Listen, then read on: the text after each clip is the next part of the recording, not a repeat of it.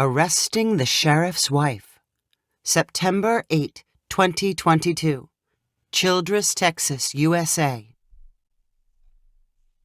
Inside his parked patrol car, Broderick Smalls slowly swiveled his head left and right. Nothing moved along Highway 164. It was one of those stretches of road his fellow deputies referred to as arrow pancakes, as straight as an arrow and flat as a pancake.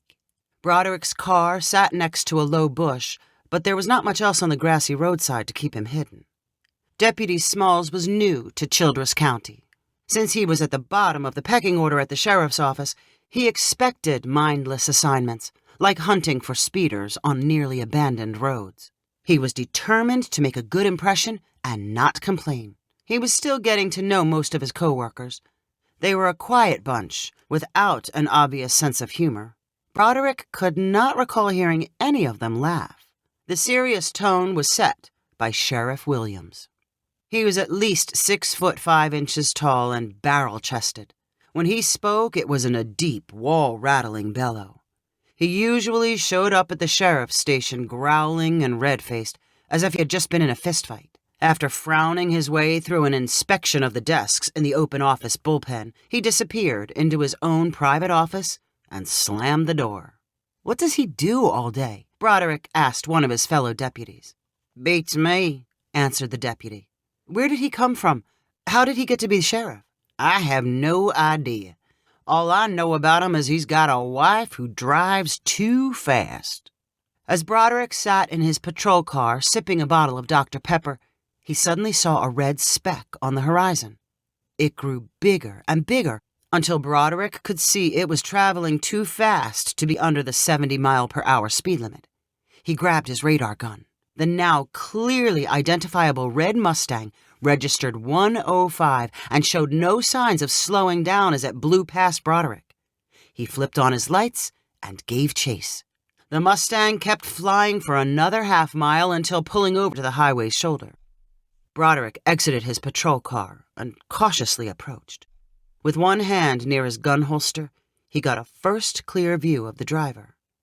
She had big, dyed blonde hair and wore buckets of makeup. She chewed gum in rhythm to the lights flashing behind her. "Ma'am, do you know how fast you were going?" asked Broderick. "Yes, I do," replied the woman, checking her eyeliner in the rearview mirror. "Then you know it was way over the speed limit." "Probably." "I'm going to need to see your license and registration." The woman reached to the purse sitting on the passenger seat and fished out her driver's license. "Here you go," she said sharply. "You must be new in town." Yeah, I am." "Then you probably don't recognize me. I'm the sheriff's wife. Check the license." Broderick read the name on the license. Marcia Williams. He looked over to see the woman smiling smugly back at him. What might happen if he gave the sheriff's wife a ticket? When the sheriff found out, Broderick could get fired on the spot, or the sheriff might choose more painful ways to make his life miserable. He did not want to imagine how loud the sheriff would get when Broderick was called into his office to explain the ticket. Then again, Broderick did not want to get caught in a scandal. Marcia Williams clearly deserved a ticket. What if the public found out the entire sheriff's department was showing her favoritism? It might be on the news. Someone could record Marcia speeding and put it up on YouTube. Broderick quickly weighed the consequences. Since he was new in town, he decided it was best for him to show a little leniency and try to educate Marcia. A little lecture might help her change her driving habits. "You realize, Mrs. Williams, that we all have to obey the law," Broderick said sternly. "Your speed isn't safe for yourself or anyone else on the road." "You're probably right," said Marcia, without much conviction in her voice. "I'm going to give you a warning this time, but I don't want to pull you over again." "I've learned my lesson," said Marcia, reaching for her license. A few moments later, she drove off in the Mustang, and Broderick returned to his police cruiser. He drove back to his spot next to the bush and wondered if he had handled Marcia the right way. He did not wonder long. 10 minutes later, a red spot appeared on the horizon. He grabbed his radar gun. Marcia Williams' red Mustang clocked 100 miles per hour as she rocketed past, traveling in the opposite direction of her original flyby. Broderick flipped on his lights and gunned the engine of the patrol car.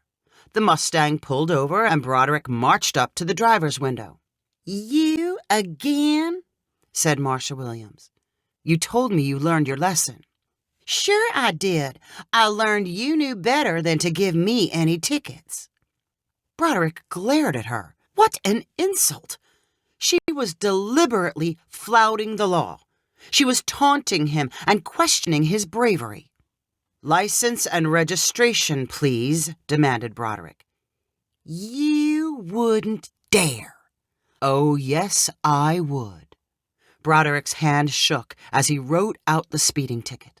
By the time he was done, his temper had calmed, and he was not so confident as he passed Marcia her copy of the ticket along with her license. "You sure about this?" she asked him with a nasty hiss.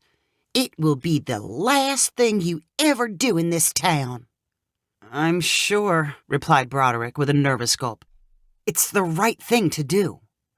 Broderick second-guessed himself for the rest of the day. He was so worried that he barely had the will to watch the lonely highway or hold up his radar gun.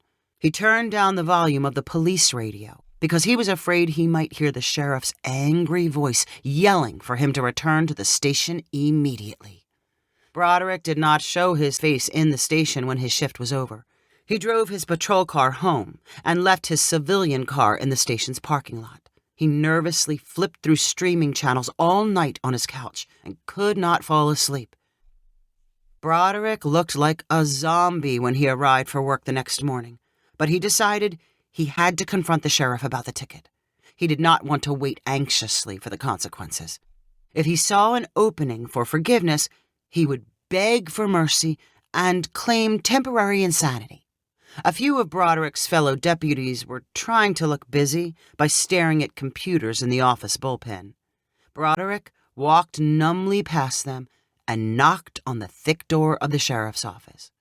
"What do you need?" shouted a gruff voice. "It's Broderick Smalls. I need to speak with you." "Come in." Broderick found the sheriff staring at a file on his messy desk. Broderick shuffled forward, holding out his copy of the speeding ticket. "You must have already heard about this from your wife. I don't know what I was thinking. I can tear it up." "What are you talking about?" mumbled the sheriff, ripping the paper from Broderick's hand. He studied the writing and asked, "So what is this? Who's Marcia Williams?" "Your wife." "My wife? I don't have a wife." "She said she was your wife. Everyone in the office said you had a wife who drove fast." "They did, huh? So you thought she was my wife, and you gave her a ticket anyway?" "It seemed like the right thing to do at the time, but now that I think about it—" "Stop talking." The sheriff got up from his desk and opened his office door. He looked around at his deputies. "How many of you have pulled over a woman for speeding who claimed to be my wife?" Everyone in the room sheepishly raised their hands. "And how many of you gave her a ticket?" The hands dropped. "Well, I don't have a wife. That woman's been fooling you this whole time, and none of you but Smalls had the guts to call her on it." The sheriff gestured toward Broderick, who was standing behind him.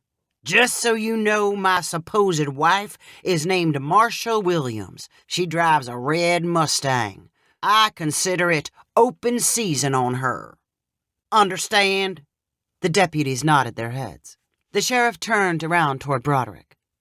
"As for you, I barely got off the phone with the FBI. They need help with an investigation. Something about kidnapping and buried oil money. A lot more interesting than writing tickets. You want the job?" Broderick wiped his relieved forehead. "Oh, yes, sir." If you enjoyed this story, please rank it on the website 500ironicstories.com. Please subscribe on the website to get weekly updates as new stories are posted.